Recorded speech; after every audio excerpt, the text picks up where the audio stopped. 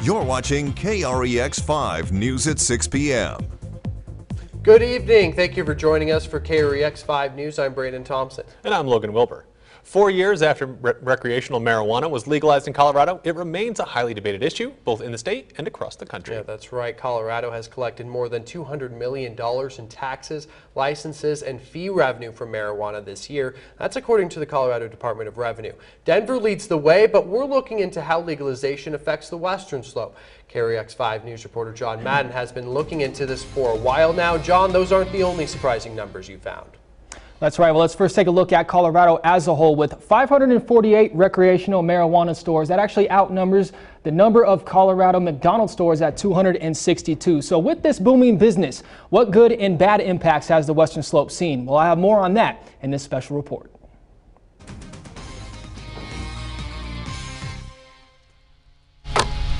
Welcome to Parachute, a town that is home to a little more than 1,000 people. Totally deteriorating.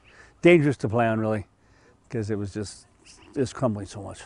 Some of whom love to play basketball. So it's really in response to demand and the idea that people can just keep playing even when school's not in session. What was once an unsafe court is now a smooth, expanded one with a few upgrades. We did the lights, so this lights up almost like daytime. Which makes it easier to see excitement, something which town manager Stuart MacArthur witnesses firsthand. And on the other side of town, more changes are taking place, including to an area that was once more desert than dessert to the human eye. This project was well over $500,000. It's all part of an ongoing process to take the town of Parachute to the TOP. You got behind you the parking lot, which incorporates trailer parking, but the big thing is right here is our ramp. MacArthur has also been able to ramp up law enforcement. We've been able to add another full-time officer, plus we are sharing a school resource officer. But things were not always looking up for Parachute. It was looking like we just have a skeleton staff, maybe one cop, one admin, town clerk, town manager, and one public works. It was just not looking good at all. Until one big element changed for this small community. Welcome to the Green Joint. How are you doing today? We cover operations, and then after operations, we're able to do capital. These are capital expenditures that we're able to do because of the revenue that comes in from their marijuana. Your total with everything is 408. On a busy day, we can see up to 100, 150 customers of foot traffic walking through this door. Brian Sullivan, Vice President of Retail Operations at the Green Joint, a marijuana dispensary in Parachute, stays busy helping customers locally, but also from across the nation. We see a lot of East Coasters, a lot of people from California, from Texas. Utah's a really big one. Utah has completely different views on cannabis in general, so a lot of our business comes from Utah. As well as around the globe. We see a lot of Europeans traveling through. Moab is a really popular destination for all over the world. When purchases are made, a portion of that 15% marijuana sales tax goes back to the town, which MacArthur keeps track of. I hate to use the word savior, but it saves the town overall. He points out the sales tax revenue, which is projected to nearly double from what it was back in 2015, and marijuana sales counts as 30% of that. That money then ends up in the town's general fund, which can go towards matching grants that are used for improving the quality of life in this rural area. As we start developing a higher quality of life, it starts attracting people to live here and to start business here and to work here. Parachute isn't the only western Colorado town reaping the benefits. 14 miles west into Beck, town manager Lance Stewart sees similar results. It has certainly kept us afloat, and we do make a little more on the sales tax now after going on the third year than what we did off of our best year of the oil and gas tax. The economic benefit is a big part for those who support legalization, but those who oppose it say there's something more important, something you can't put a price on: public safety. As 630 people died on Colorado roads in 2017, which is a 23% increase, and that number has gone up every year since marijuana was legalized. And those that oppose marijuana say that drug is to blame for some of these numbers. Under the influence of anything, whether it's marijuana, alcohol, whatever, is not good for our society. We're losing too many good people. Tom Gorman is the director of the Rocky Mountain High Intensity Drug Trafficking Area, a federally funded law enforcement organization that is highly critical of marijuana legalization. We should be emphasizing sobriety. We should be emphasizing not being under the influence. That criticism stems from the number of fatal car accidents where the driver tested positive for cannabis, which has increased from 55 in 2013 to 139 in 2017, according to the Colorado Division of Criminal Justice. You could talk about bringing money into the state, but for those people who died or in the hospital or got rushed to the ER, I think that's blood money. According to the Colorado Department of Public Health and Environment, 20% of people that use cannabis admit to driving after using marijuana, something which the Colorado State Patrol notices more of while on the road. With being impaired under marijuana, it's the same as alcohol. It affects your driving behavior, as in slow reaction. Due to that marijuana usage, troopers like Glenn Hunter stay busy while patrolling. I think because of the uneducated public and also the educated troopers, there has been more arrests with marijuana. But Gorman also has concerns with people hospitalized from marijuana consumption, kids using it, and other elements of crime caused by the legalization. But both Stewart and MacArthur feel differently. I cannot think of a real negative impact that we have had. Crime hasn't been impacted necessarily by the marijuana, so I don't want to give the impression that that's why we needed cops. So while both sides agree to disagree, there is a consensus on one thing: how to form your opinion. I would say, first of all, get informed. I'd say be open, get some education. A lot of this is informational education stuff that we're teaching. Whether that's in the court of public opinion or the basketball one. So you heard Trooper Hunter mention arrests because of marijuana. The total number of DUI citations where marijuana was the impairing substance has gone up from 14% in 2014 to 17% in 2017. You may also be wondering about the Grand Valley as they receive money from that marijuana tax. So what is being done with that? We'll have more on that coming up in November. Yeah, John, it'll certainly be interesting to see how Palisade plays a role in that. Some of those numbers were just shocking. They're the 30% of sales tax revenue in Parachute.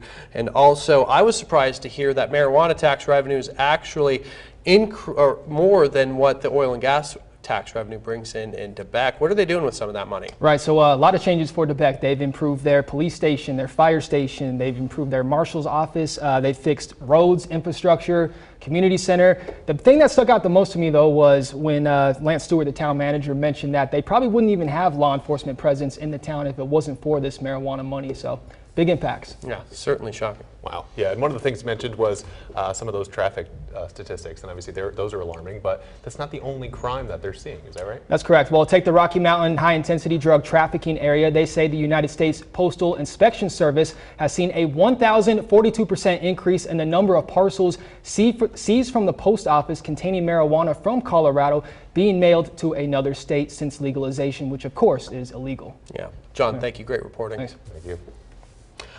Colorado's governor almost made an official announcement that he's planning to run for president. It happened today while John Hickenlooper was visiting a country store in New Hampshire. After introducing himself, he told patrons he was going to run, and they were the first ones to hear it. But then Hickenlooper walked back those statements after taking legal matters into account. Take a listen. Are you running for president? I am Governor of Colorado. I'm going to run for president. Hey! Really? You've never said it before? That's a big thing right here. Right here. That's exciting. Well, to be honest, I haven't made the final decision. Okay. And if I say I'm absolutely doing it, then there are all kind of legal ramifications. Okay. So let's say I'm leaning strongly. Leaning strongly. Interesting. Hickenlooper is in New Hampshire to support 2018 candidates. In an interview last month, he said he wouldn't announce a bid for president until he was 2 or 3 months out of office. His term expires in January.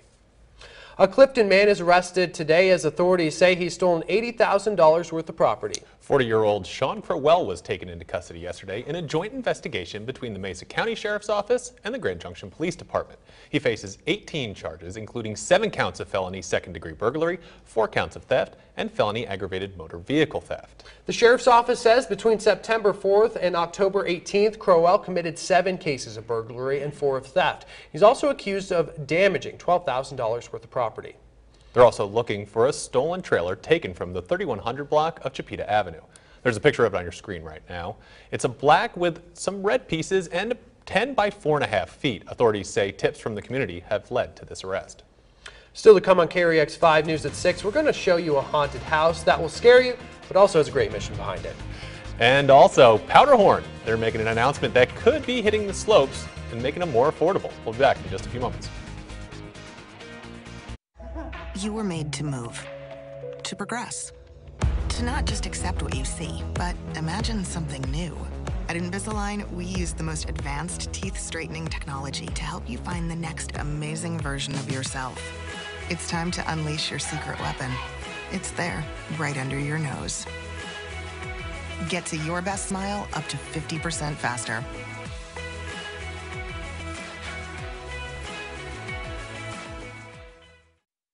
I'm Scott Tipton, and I approve this message.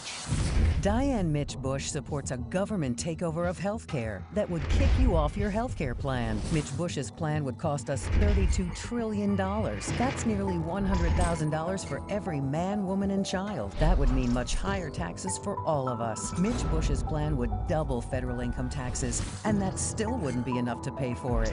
Career politician Diane Mitch Bush. She'd cost us too much. Well, you could certainly feel it today. Ski season is just about to kick off, but Powderhorn is looking towards much more than just this upcoming winter. They announced 2 new partnerships that will help them develop and update the resort, and they say in the process benefit the Grand Valley. They've teamed up with Zoma Capital of Denver as an investment partner and Pacific Group Resorts, who will take over operations. These organizations were attracted to Powderhorn after the Grand Mesa was designated as an opportunity zone. The resort has actually worked with Pacific Group before on their new season pass program. These 2 new partnerships will help them fund snowmakers, allowing them to remain open for longer and expand their recent mountain bike trails. We're announcing a couple exciting things this morning. We have a new financial partner and a new operator who's going to be working with us at Powderhorn, and we're recommitting to some pretty exciting new things for the future for Powderhorn. Powderhorn's new partnerships will bring economic development through increased tourism and outdoor recreation. Although these partnerships are new, Powderhorn is excited about its upcoming development and what that could mean for the future. If you have something you'd like to get patented or trademarked, you can do so right here in Mesa County. Mesa County Libraries has now been designated as a U.S. Patent or Trademark Resource Center. The Grand Valley was celebrating today with the libraries and USPTO, and they held an intellectual property workshop. The workshop was free of charge and included information for entrepreneurs, inventors, and business owners, as well as anyone else looking for information about patents and trademarks. A local resource panel discussion was held to discuss these topics. And of course, if you're looking outside your window right now, I'm sure you'll see some kids and their families in their costumes running around and trick-or-treating. Yeah, that's right, because it's Halloween and it's a tradition, and there's one house in the Grand Valley that comes with something special. KREX 5 reporter Camila Barco. She's live at the haunted house in the haunted yard. That's right, you guys. As you can hear, the festivities have already started, and this home, it's more than just a haunted yard. As you can see, people are lined up because right behind those white gates, that's where a real treat is. We can't show you the haunted house because it would definitely ruin the surprise, but I can assure you, you don't want to miss out. Ron Wade and his son started this 10 years ago, and it's been growing ever since. And you might be asking, why are they doing all of this? Well, it's for kids who can't afford the haunted houses in Grand Junction. Now, if you are interested, the address is a 556 and a half a Serenade Court. It starts at 6:15, and like I said, there is a line already, but and all ages are welcome. But if you are under 10 years old, you must be accompanied by an adult. And if you have epilepsy, just a warning, there are strobe lights. Live in Grand Junction, Camila Barco, KREX 5 News. Camila, I'm jealous of you and everybody else in that yard. Thank you so much for that. All right, weather's after the break. Stay with us.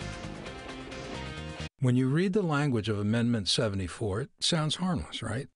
But the cold, hard reality is this. How much would 74 cost Colorado taxpayers? It passed in Oregon, and special interest demanded $19.8 billion. When they realized how horrible it was, Oregon repealed it. Are we going to be fooled by the special interests? No, we're not. No on 74. I grew up with the belief that giving back to your community was what you needed to do to be a part of a community.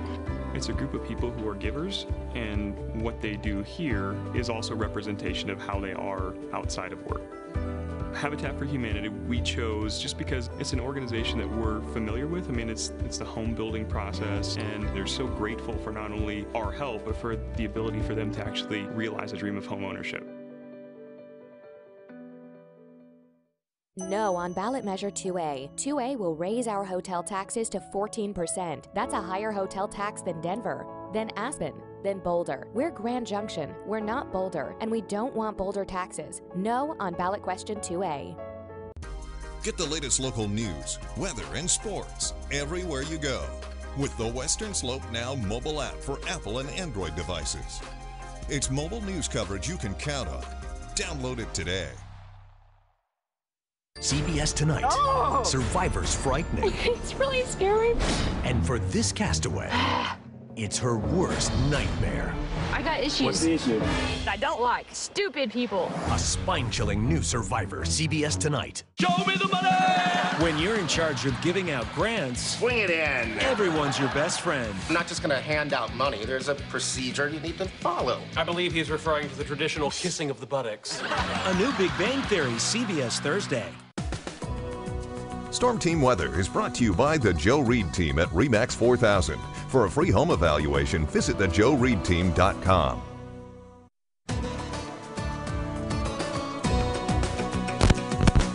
Hey, and your weather numbers for the day. Seasonably cool to start things out at 31 degrees. That's 3 shy of our average low 34. Also, slightly cool this afternoon at 54. Typically upper 50s is where we should be. 18 and 76, your record low and high number. 52 outside right now. Grand Junction, Delta upper 40s. Montrose, Paonia cooling off into the upper 30s in Aspen and Gunnison. Still holding on to the mid 40s in the Glenwood Springs area.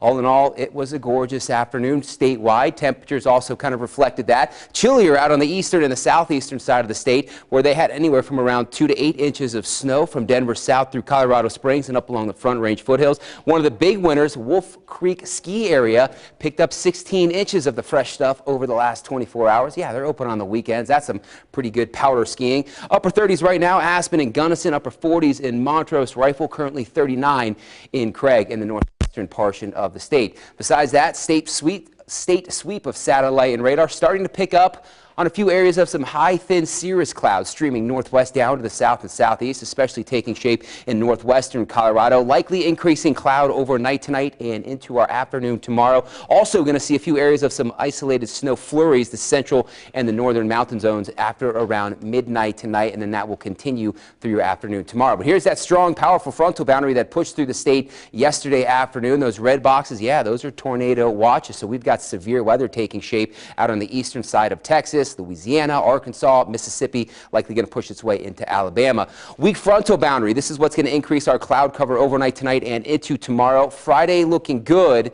And then under that northwesterly flow aloft, I think this upcoming weekend, both Saturday, Sunday, and continuing in early Monday morning, we'll see a chance for a few areas of some isolated showers and cooler temperatures. Now, over the next 24 hours, increasing clouds for us here on the western slope, a few areas of light snow showers, central northern mountain zones. But by Friday, high pressure rebuilds, keeping us cool, mostly sunny, and then another round of energy come late Friday night, Saturday, and into Sunday. So I do think Friday going to be looking pretty fantastic here on the western slope. Hey, here's your Halloween forecast overnight, or for your trick-or-treat forecast, I should say. Right around 6 p.m., temperatures likely going to be in the upper 40s. We're going to be in the upper 30s by 9 p.m. tonight. Oh my gosh, where'd I go? What's happening to me? Greg! Troy! Greg, what happened? I don't know. I'm freaking out. It's an amazing costume. What's happening? Wait, what are you doing? The magic of the screen right here. Give it to me, brother. Oh, look at that. You want to come on in one more time? Yeah. You want to be a little goose goblin? I don't know what a goose is, but it's fun. This is my boy right here. Look, I can't even see his face. I can feel him. Okay, you get out of here. That was fun. All right, buddy. Thanks so much for that. So, yeah, clear and quiet tonight for that trick-or-treat forecast. That was awfully amazing. Thanks so much, Troy. Upper 20s, lower 30s tonight for us here in the lower valleys. Afternoon highs tomorrow. Cool as well in the upper 40s and lower 50s. And your 7-day forecast. We remain cool to end off our work week and cooler conditions into the weekend. Don't go anywhere. Troy's got your sports coming up after the break. It's time. Okay, let's check our constant contact email results. Oh my goddess. Constant contact email marketing. Powerful stuff. At Cracker Barrel, we're cooking up warm feelings of home this season with our new country fried turkey. It's a brand new take on a festive favorite, hand-breaded and fried till crispy and topped with holiday herb gravy. It's only at Cracker Barrel, so come on home for the holidays. At boot camp, we acquired the skills to win the battle. While at this boot camp, we learned the skills to win the future. Empowering veterans to succeed, launching their own businesses. The vision Jared Polis helped turn into Patriot Boot Camp, an innovative nonprofit that Jared launched 6 years ago. To train veterans and military spouses. To be creators, innovators, and entrepreneurs. In today's new economy. Bold solutions with real results. That's Jared Polis. So this is the one. I want details. What can I tell you? Attractive, smooth, reliable. I'm jealous. You sound so happy. As the winner of the prestigious Women's Choice Award for Garage Doors, Overhead Door is proud to have the qualities women value. Enjoy your new garage door system.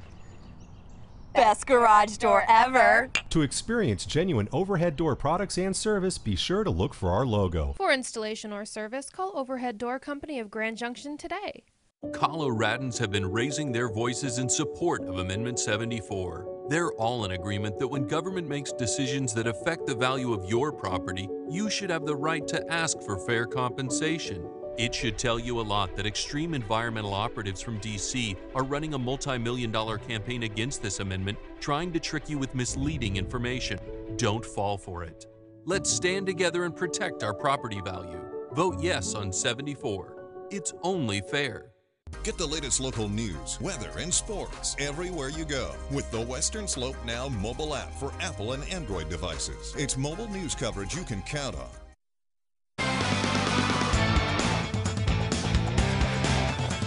Happy Halloween, everyone! Man, this is one of my favorite days of the year because you can dress up while you work. Now, I know it doesn't look like much, but I did dress up as this man. Oh, you can't see it, but it's Pee Wee Herman. I mean, it's not the most creative costume, I know, but I'm balling on a budget right now. Give me a break. I wasn't the only one to come into work with a costume, though. So did the CMU volleyball team. The team dresses up every year for Halloween practice, and 2018 did not disappoint. Some were creative, some were funny, and to be honest, there were some where I had no idea what they were. I do know that the Halloween spirit was thriving in the Brownson Arena, so I'll let them try to explain what their costumes are. What's your costume? It is trash. Actual trash. If you can't see this. Let me try to form a question. The Steelers are my favorite team, and Troy Polamalu is my absolute favorite player. My name is Greg. This is my son Nathaniel, and my other son Samuel. She is a trash bag, which means that she is trash. The trash. I'm Damien, and so it's from Mean Girls. But trash can. So I got the hair, the goatee, the shampoo. They're my kids that play basketball. We love him so much. Yeah, thanks. You owe everything to him. Yeah. Thank you. You wouldn't be here without me. I still don't know what they are, but it was sure entertaining. And there's only one thing scarier than the monsters on Halloween night, and it's how well the CMU volleyball team is playing right now. The Mavs finished up this past weekend 2-0 with a huge 5-set win over Colorado Mines, who sits atop of the RMAC standings right now with only 2 conference losses. Sophomore Casey Guilford has been stellar all season, but this weekend she really took the cake. Guilford was named the AVCA National Player of the Week, being the first Maverick to ever earn this accolade. The last 2 matches, Guilford combined for 44 kills and a .565 hitting percentage to help CMU compete for the top spot in the RMAC. The Northern Arizona transfer had a match-high 24 kills and 6 blocks against Mines, giving the Ore Diggers their second loss in RMAC play. When one match left on the season, the Mavs have a 14-3 It's honestly such an honor. I wouldn't be able to do it with anybody with no one else, So it's awesome that, because of them, I'm able to be here right now. Yeah, it's pretty phenomenal what she's doing. Just the numbers that she's putting up are crazy. I mean, if you look at it, it's real similar to a batting average, and she's batting, 430. I mean, that's ridiculous. I mean, no one bats in the 400s. And that's all the time we have for sports. We'll be right back after the break. No on ballot measure 2A. 2A will raise our hotel taxes to 14%. That's a higher hotel tax than Denver, then Aspen, then Boulder. We're Grand Junction. We're not Boulder, and we don't want Boulder taxes. No on ballot question 2A. People always ask me, Meg, is keeping your weed out of reach good enough? And my answer is always, hey! No. Kids can get into anything, no matter how old they are. So be sure to always keep your marijuana locked up and never use it in public. I'm gonna live in here forever. Whatever, Griffin.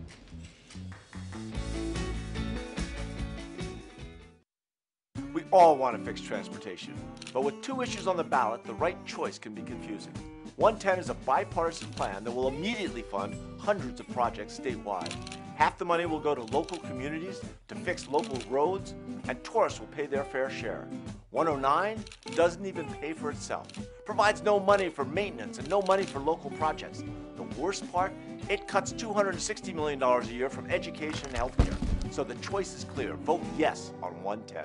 This Thanksgiving, let KREX5 take the hassle and stress out of your holiday cooking. Enter our Turkey Day giveaway. 2 lucky winners will receive a Thanksgiving meal on us. Head on over to the contest page on westernslopenow.com to enter. Winner will be drawn and announced on November 16. Brought to you locally by these fine sponsors. KREX5 is honoring those who served with a special presentation, Veterans Voices. Hear tales of days past and see the impact veterans are having in our communities. Watch Veterans Voices, Saturday, November 10th at 5:30, only on KREX5.